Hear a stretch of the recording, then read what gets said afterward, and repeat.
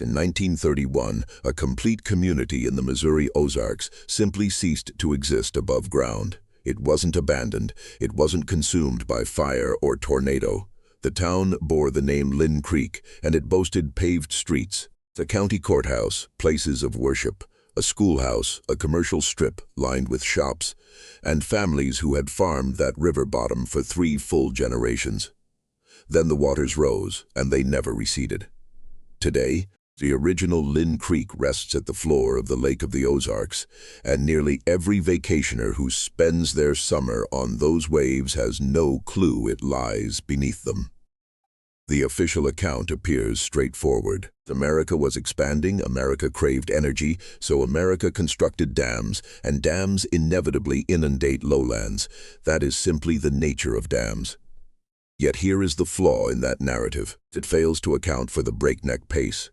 It fails to explain why so few records were kept.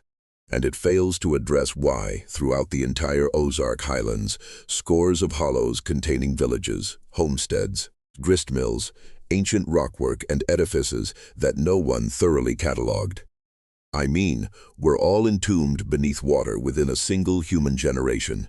This is the tale that was buried, and the true motive for America submerging the Ozark settlements had nothing to do with energy production. Before we proceed further, if you appreciate forgotten histories, the places paved over, entombed, and washed off the map, go ahead and subscribe to this channel right now. We uncover one of these stories every single week, and the upcoming one will transform how you see the maps you've known since childhood. Smash that subscribe button so the algorithm actually surfaces it for you. Now, let us descend back into the Ozark Hollows. To grasp what transpired here, you first need to comprehend what the Ozarks truly were. The Ozark Plateau spans most of southern Missouri and northern Arkansas, with fingers reaching into Oklahoma and Kansas. Geologists will inform you it ranks among the oldest exposed landmasses on the continent. This is not youthful terrain. The rivers here have been carving through limestone for a span the human mind can scarcely grasp. The outcome was a terrain of steep, slender valleys, soaring bluffs, thousands of freshwater springs, and cave networks that stretch for miles underground. Many still only partially charted. People settled the floors of these valleys for sound reasons. The flat land at a valley's base held the richest soil. The rivers provided hydration, transport, fish, and most critically, energy. Long before electric lines reached this region, the river currents spun the wheels of gristmills and lumber mills. A mill served as a community's heart. Where a good mill site existed, a village grew around it. By the early 1900s, the Ozarks contained hundreds of these small river settlements, many older than the states they occupied. Most of those towns are gone now. Some vanished in the ordinary way small towns fade. Gradually, youth depart. The railway chooses a different route. The post office locks its doors, and one day the last family leaves. That kind of death leaves remnants behind. You can still walk the lanes, photograph the structures, sift through cellars and read headstones. But a large number of Ozark towns did not die that ordinary death. They were removed according to a timetable. They were surveyed, legally condemned, hastily photographed, if at all, and then submerged on a date predetermined years earlier by men the residents never knew and would never meet. And that distinction is the entire point of this narrative. A town that dies naturally leaves ruins you can study. A town that is flooded leaves nothing anyone can ever reach again. It is not obliterated, it is locked away. And the Ozarks were sealed valley by valley faster than almost anywhere else in the nation.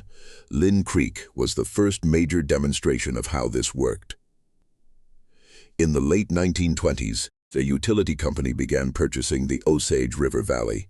The objective was a hydroelectric dam, and the structure they built, Bagnell Dam, was completed in 1931. When the floodgates closed, the impounded water formed the Lake of the Ozarks, which for a time ranked among the largest artificial lakes on Earth. The valley filled, and the town of Lynn Creek disappeared beneath the surface. Now, Consider the timing carefully. Bagnell Dam was finished in 1931.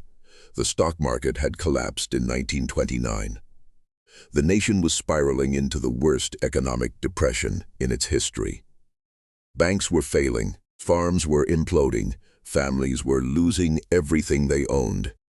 And in the midst of that, a massive, costly, complex engineering venture pressed forward at full throttle in a remote corner of the Missouri Ozarks, stayed on an aggressive schedule, and got completed. Money that was supposedly non-existent in 1931 somehow materialized to drown a valley. Hold that thought. We will return to it. The residents of Lynn Creek were not consulted about whether they wanted this. They were informed. They were offered a price for their property and a deadline to vacate. The county seat itself had to be physically moved to a new location, which is how you end up with a present-day town still called Lynn Creek that is not the original Lynn Creek at all. The original rests under the lake. Other communities in that valley, smaller places, went under with far less fanfare. They were noted, condemned, and submerged, and the documentation of them is so sparse that even local historians argue over exactly what was lost. And here is the first thing that should unsettle you. So, when a government and a utility company go to the immense trouble and expense of clearing an entire inhabited valley, you would anticipate a meticulous, comprehensive record. Detailed photographs of every thoroughfare, architectural surveys, written accounts of every structure. Instead, what survives from these clearances is strangely meager. A handful of images, a few newspaper clippings, some property plats. For an operation of this scale, the documentation is not just sparse, it is almost conspicuously muted. Lynn Creek was not the conclusion. It was the blueprint. Over the next 3 decades, the Ozarks were dammed repeatedly again and again. On the White River system and its tributaries, the Army Corps of Engineers constructed a chain of colossal dams. Norfork Dam was finished in the 1940s. The Bull Shoals Dam followed, and at the time it was one of the largest concrete dams in the country. Table Rock Dam arrived in the 1950s. Greers Ferry Dam wrapped up in the 1960s. Beaver Lake filled behind another. Clearwater, Wapapello, Pomme de Terre, Stockton, Truman. Project after project, each one drowning a valley, each one uprooting communities, each one selected, surveyed, condemned, and flooded. Look at the velocity of it. In roughly 30 years, an entire interconnected region was methodically converted from a landscape of inhabited river valleys into a landscape of reservoirs. That is not a slow national evolution. That is a coordinated effort. Whole counties were redrawn by water, towns that had stood for over a century. Towns with their own histories predating the Civil War were given a few years' warning and then erased from the visible map. And the public was told the same thing every single time. Power, flood mitigation, recreation, progress. Let us take that official justification seriously for a moment, because it is not a foolish justification. The hydroelectric power is real, the nation genuinely was electrifying, and dams genuinely do produce electricity. Flood control is real. The White River and the Osage truly did flood, and downstream towns truly did suffer. Recreation is real. The lakes brought tourism and revenue into a destitute region. None of that is false. The dams delivered all of those benefits. But notice what a good cover story always is. A good cover story is not untrue. A good cover story is true, just not complete.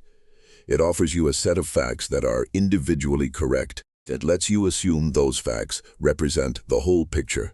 Power, flood control, recreation, every one of those is true.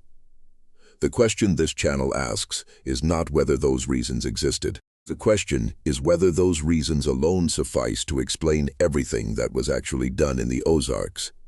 And when you scrutinize closely, the official explanation starts to show cracks. Here is the first crack. If the sole goal was electricity, then dam placement should be driven by where you obtain the best power generation for the lowest expense.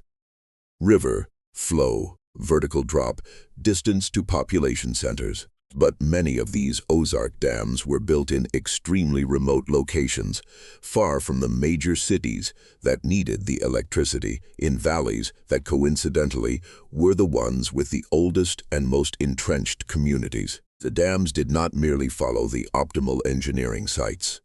They followed the inhabited valleys. They followed the places where people had lived and built the longest. Here is the second crack. The speed. The Depression should have slowed everything down.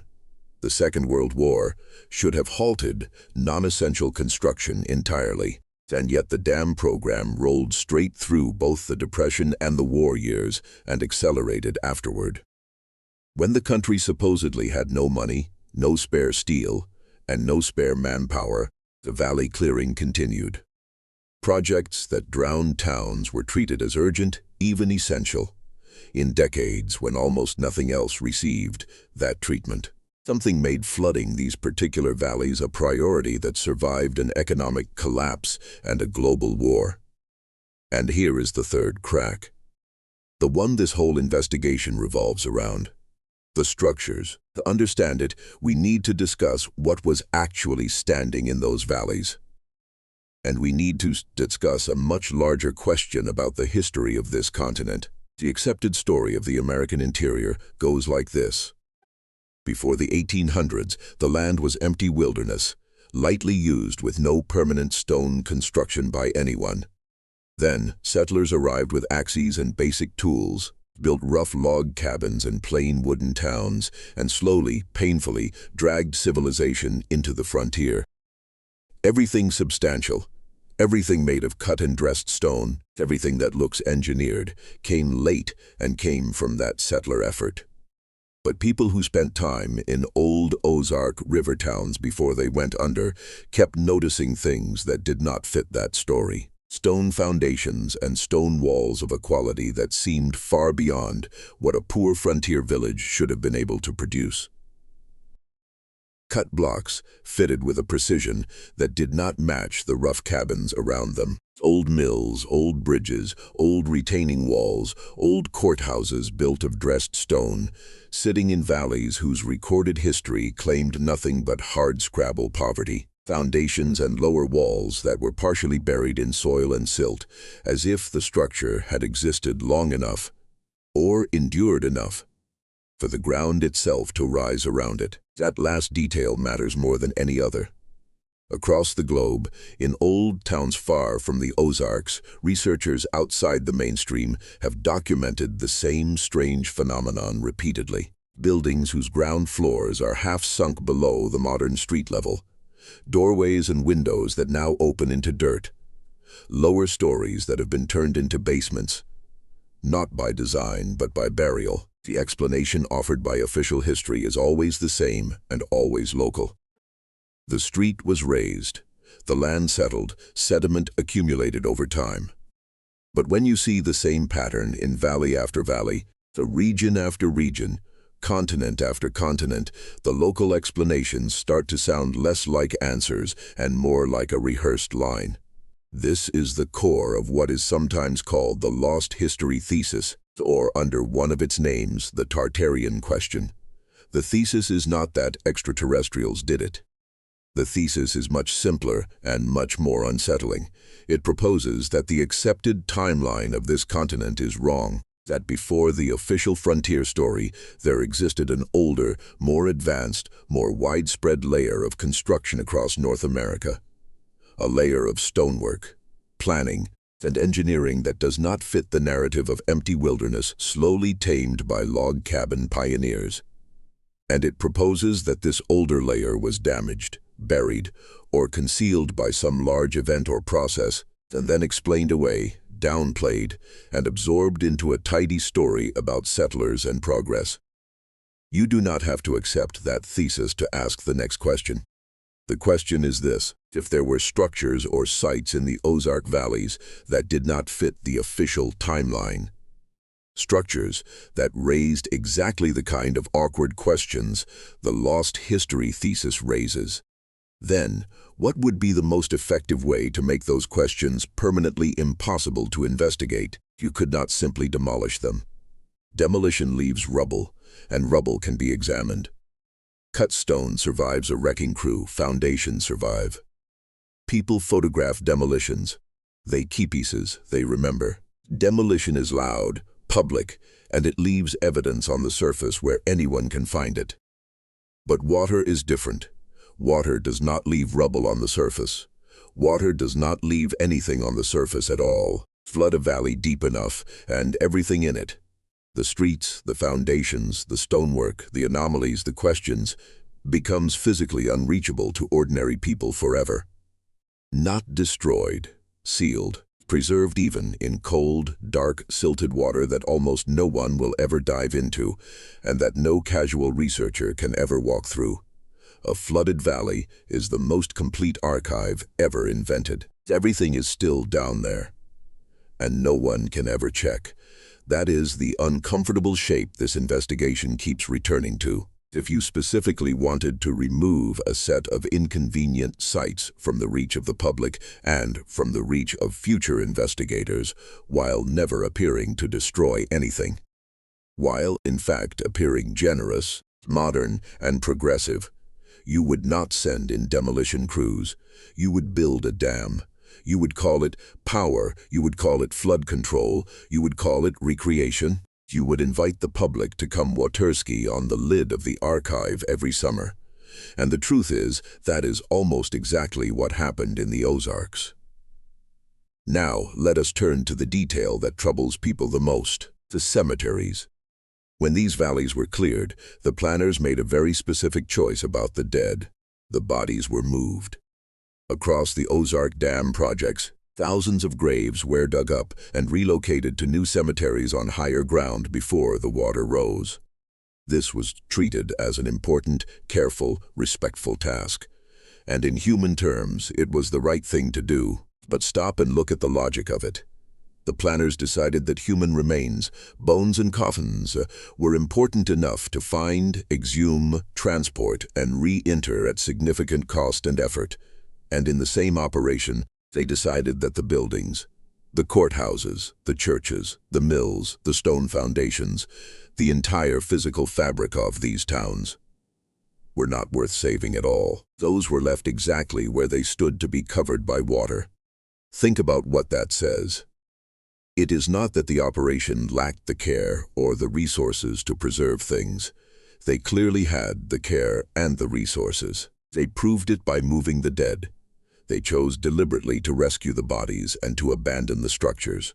Bones, which tell you almost nothing about a lost civilization, were saved. The buildings, which are the single most important evidence of who built what, when, and how, were left to be sealed under the lake. If you were trying to remove a historical record from public reach while keeping the operation looking humane and respectable, that is the exact pattern you would produce. Save the part that creates outrage if you abandon it. Abandon the part that creates questions if you save it. Move the dead. Drown the evidence. And the structures that went under were not trivial. To remember the speed of all this, remember that documentation was thin. Remember the strange quality of the stonework that residents kept noticing. There were old courthouses in some of these valleys built of dressed stone that would today be treated as priceless historic landmarks. There were stone mills that had been grinding grain since before living memory. There were bridges, walls, and foundations whose construction sat oddly against the poverty of the recorded settlements around them. All of it went down. And the photographs that should exist of all of it, the careful, complete visual record of what was lost, mostly do not. That missing record is itself a piece of evidence. Consider every other kind of major loss in American history.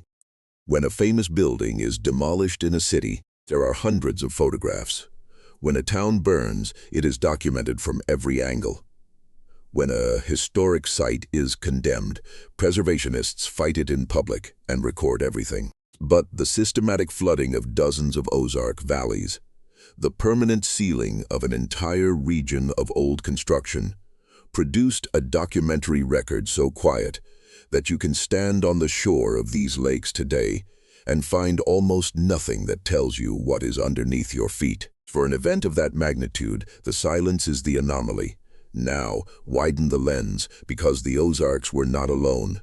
The same decades that drowned the Ozark valleys saw the same thing happen across the country. The Tennessee Valley Authority flooded town after town across the southeast, displacing tens of thousands of people and submerging communities that, in some cases, were a century or more old. Dam programs in the west, the northeast, the plains. All drowned valleys, all displaced communities, all sealed whatever was at the bottom of those valleys under permanent water. In the span of roughly one human lifetime, an astonishing number of old inhabited American valleys were converted into reservoirs.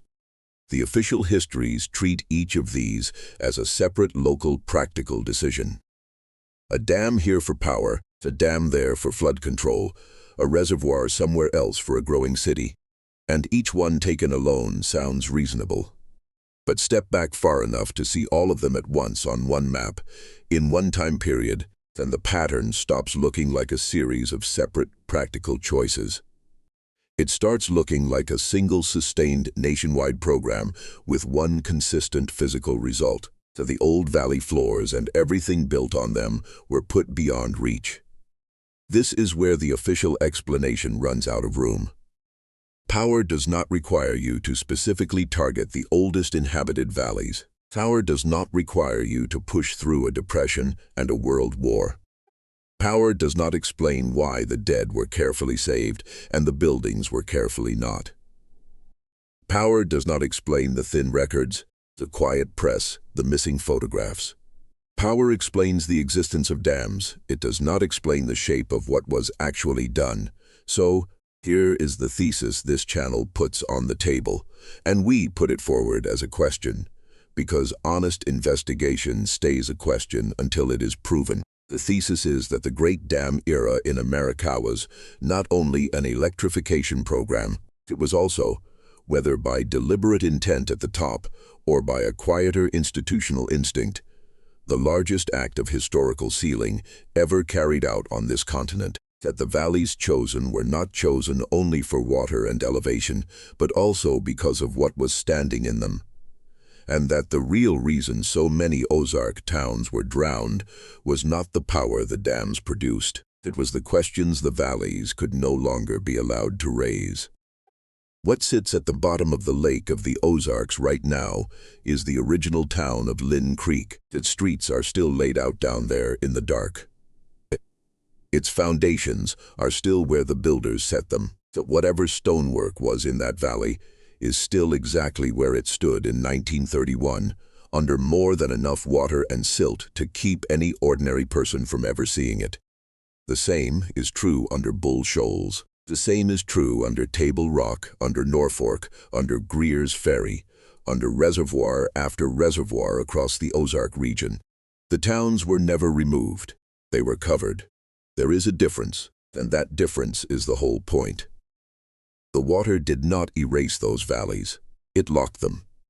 Everything that was down there is still down there. The record was not destroyed. It was put somewhere no one was ever expected to look. And the most effective way to hide something has never been to burn it. It has always been to put it somewhere people are taught not to think about, and then to hand them a reason to look away. Power, flood control, a nice lake for the summer.